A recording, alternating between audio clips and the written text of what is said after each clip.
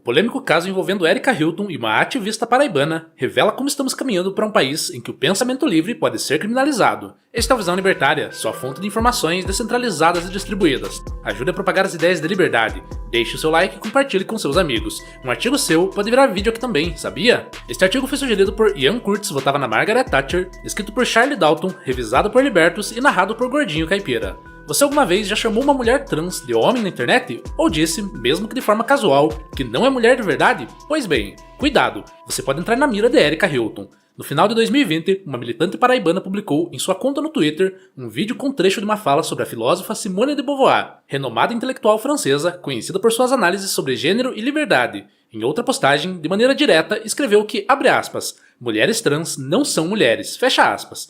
À época, tratava-se apenas de visões pessoais e críticas ideológicas, mas essas publicações, quando revisitadas em 2025, levaram a uma denúncia formal no Ministério Público Federal e transformaram a autora em ré na Justiça Federal. Erika Hilton, deputada federal pelo PSOL de São Paulo e mulher trans, aparece como assistente de acusação, ainda que não tenha sido mencionada diretamente nas postagens que motivaram a denúncia. A pena prevista, se condenada, poderia chegar a 5 anos de prisão, um prazo considerável por que se trata em essência de expressão de opinião. É importante destacar que a militante não buscava ofender indivíduos específicos, nem incitar violência física. Tratava-se de posicionamentos filosóficos e análises de conceitos de gênero, ligados ao debate acadêmico sobre biologia, identidade e pensamento social. Ainda assim, essas postagens foram interpretadas como passíveis de enquadramento criminal, demonstrando o quão sensível e instável se tornou o terreno das opiniões públicas quando submetidos a decisões judiciais sem base legislativa clara. O caso por si só já seria polêmico, mas o que realmente chama atenção é a condução do processo. Relatos de veículos de imprensa e advogados envolvidos apontam que a investigada não teve pleno acesso aos autos, que convocações e depoimentos foram comunicados de maneira deficiente e que a máquina acusatória funcionou sem respeitar garantias mínimas do Estado de Direito. Quando se trata de opiniões políticas, liberdade de expressão ou análise filosófica, tais descuidos não são falhas técnicas, são ferramentas de intimidação política. Um processo que poderia ter sido conduzido com transparência, debate e ampla defesa, transformou-se em um instrumento de constrangimento e ameaça. O caso, contudo, teve um desfecho importante. Após intensa repercussão midiática, questionamentos jurídicos e acusações de cerceamento de defesa, o processo acabou sendo arquivado. Isabela Cepa, outra investigada incluída no inquérito por retweetar as postagens da ativista, também teve seu caso encerrado pelo mesmo motivo, após decisão do Supremo Tribunal Federal. O arquivamento não apaga, entretanto, o precedente inquietante de que opiniões sobre gênero podem ser alvo de investigações criminais e de assédio judicial, mesmo sem lei específica. O episódio permanece como alerta. O simples ato de expressar uma ideia contrária a uma narrativa dominante pode colocar qualquer cidadão sob o risco de processos judiciais prolongados, pressão social e exposição midiática. Além do risco individual, o caso evidencia como a judicialização de opiniões filosóficas e científicas interfere no debate público e acadêmico. Professores, pesquisadores e influenciadores passam a ponderar cada palavra, receosos de represálias legais, criando um ambiente de autocensura que inibe questionamentos legítimos e reflexões necessárias sobre identidade, biologia e sociedade. O impacto não é apenas pessoal, atinge toda a esfera pública, limitando a circulação de ideias e o progresso do pensamento crítico. O núcleo do absurdo reside na própria legislação. No Brasil, até o momento, não existe no Código Penal nenhum artigo que descreva expressamente o crime de transfobia ou o crime de homofobia. O que há é a interpretação judicial do Supremo Tribunal Federal, que, diante da omissão do Congresso Nacional, decidiu que atos homofóbicos e transfóbicos deveriam ser enquadrados, de maneira analógica, na Lei nº 7.716 de 1989, que trata de crimes resultantes de preconceito de raça ou cor. Essa solução, embora tenha servido como remédio provisório, é um precedente perigoso. Na prática, isso significa que opiniões, postagens em redes sociais ou comentários podem ser criminalizados como se fossem racismo, com todas as consequências do enquadramento mais severo, inafiançável, imprescritível e sujeito à interpretação volátil de juízes e promotores.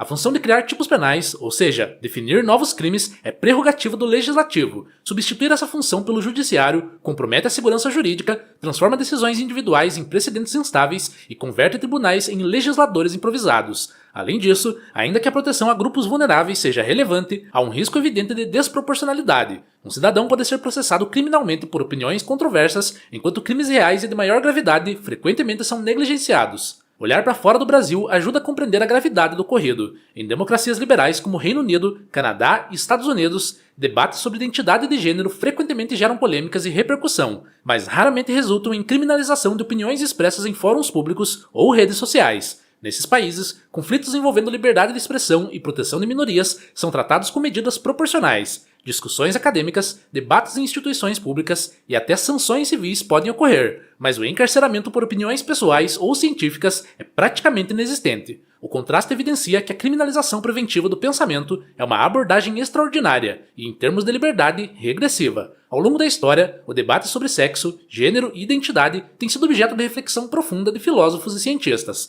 Simone de Beauvoir já alertava em meados do século XX que, abre aspas, não se nasce mulher, torna-se mulher, fecha aspas, destacando o papel das construções sociais na definição da identidade feminina. Décadas depois, pensadores como Judith Butler trouxeram novas camadas ao debate, distinguindo o sexo biológico de gênero performativo. Essas discussões, embora complexas, sempre fizeram parte do diálogo público e acadêmico e caracterizaram justamente a natureza do pensamento livre, questionar, interpretar e confrontar ideias estabelecidas sem que o autor da reflexão seja criminalizado por sua análise. No plano internacional, especialistas em direitos humanos defendem que a proteção a minorias deve coexistir com garantias de liberdade de expressão. Medidas punitivas precisam obedecer aos princípios de proporcionalidade e da clareza. Restrições a direitos fundamentais só devem ser aplicadas quando estritamente necessárias e sempre com definições precisas do que constitui a infração. Sanções penais devem ser o último recurso, precedidas de alternativas menos gravosas como retratações, mediação ou reparações simbólicas e materiais.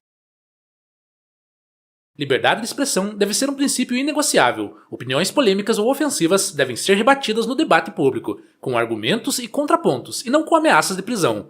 Criminalizar uma afirmação sobre identidade de gênero cria risco de autocensura, vigilância ideológica e expansão arbitrária do poder judicial sobre o pensamento. Quando a política se mistura com a punição criminal, o resultado não é proteção social, mas controle ideológico. Outro efeito perverso da criminalização de opiniões é a naturalização da polarização social. Grupos políticos identitários ganham incentivos para perseguir qualquer discordância, mesmo acadêmica, ampliando a fragmentação da sociedade. Em vez de fomentar diálogo e compreensão, o Estado passa a reforçar rivalidades ideológicas, criando um ambiente em que cidadãos se veem obrigados a escolher lados, muitas vezes em detrimento da razão e do debate crítico. O episódio deixa claro que estamos diante de uma perigosa lógica de intimidação. Enquanto o cidadão teme se manifestar, a própria liberdade de debate e pensamento se dissolve. A militante paraibana, mesmo com seu caso arquivado, já sofreu a pressão, a exposição e o constrangimento de ser investigada criminalmente por uma opinião.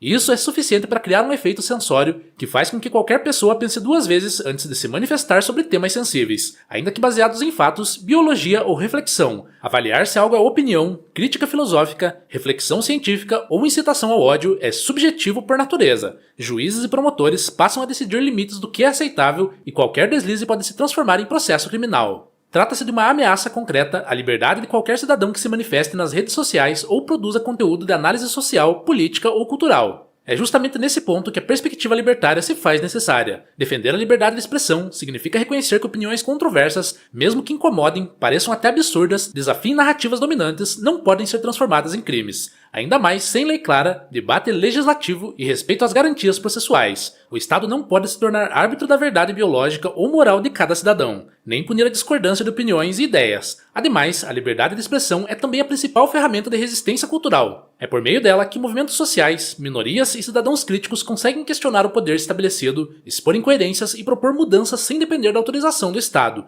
Quando o debate é criminalizado, essa função desaparece, e o resultado é um diálogo público empobrecido, dominado por narrativas oficiais e dogmas ideológicos, incapaz de evoluir ou se corrigir. Portanto, a liberdade de expressão, inclusive para crítica e debate de ideias hegemônicas, é o que separa uma sociedade livre e viva de um Estado autoritário. As ideias só podem ser contestadas por outras ideias, pelo diálogo e pelo convencimento, nunca pela ameaça de prisão. O único limite possível para a liberdade de expressão seria a realização de ameaças concretas, iminentes, factíveis e dirigidas a alguém específico, que dariam ao ameaçado direito de se defender sem ter que esperar a violência se efetivar, mas não é o caso. Quando o Estado assume o papel de censor do pensamento, o pluralismo desaparece e o espaço para contestação racional é substituído por medo e conformismo. Logo, é urgente que a sociedade compreenda: proteger minorias não pode ser desculpa para criminalizar opiniões divergentes. A defesa da liberdade de expressão é também uma defesa das próprias minorias, pois sem pluralismo, nenhuma voz será realmente protegida, nem mesmo aquelas que o Estado pretende favorecer. O episódio evidencia uma tensão real e perigosa, o frágil equilíbrio entre proteção de minorias, liberdade de expressão e as consequências de interferência estatal. Defender a liberdade de expressão não significa relativizar a dor de quem sofre discriminação. Proteger minorias não pode ser pretexto para atropelar direitos individuais criminalizar opiniões por meio de atalhos interpretativos ou transformar tribunais em fiscais do pensamento. O arquivamento do caso, contudo, não deve ser visto como vitória definitiva. Ele é apenas um alerta. Qualquer cidadão pode, amanhã, ser alvo de processos por expressar opiniões que desafiem correntes ideológicas dominantes. A liberdade de expressão, portanto, permanece sob constante ameaça, e a vigilância sobre o pensamento se transforma em norma tácita. Defender esse direito é resistir à estatização do pensamento e manter o espaço para a crítica, o debate e a pluralidade intactos. Se a legislação não for clara, proporcional e transparente, e se o debate público continuar sendo substituído por processos criminais, qualquer opinião que desafie dogmas identitários pode se tornar alvo de coerção judicial. A solução democrática é simples. Legislação precisa de discussão pública, sanções graduais e proporcionais e respeito irrestrito às garantias processuais. A liberdade de expressão, mesmo quando provoca incômodo, é condição fundamental de qualquer sociedade verdadeiramente livre. Sem ela, o pluralismo morre e o Estado se transforma em censor oficial da verdade. Obrigado pela audiência. Este é um canal colaborativo. Participe você também. Cadastre-se agora mesmo em nosso site visãolibertaria.com e envie seus artigos por lá. Os colaboradores recebem recompensas em Bitcoin. Inscreva-se no canal e clique no botão da campainha para ser avisado de novos vídeos. Até a próxima!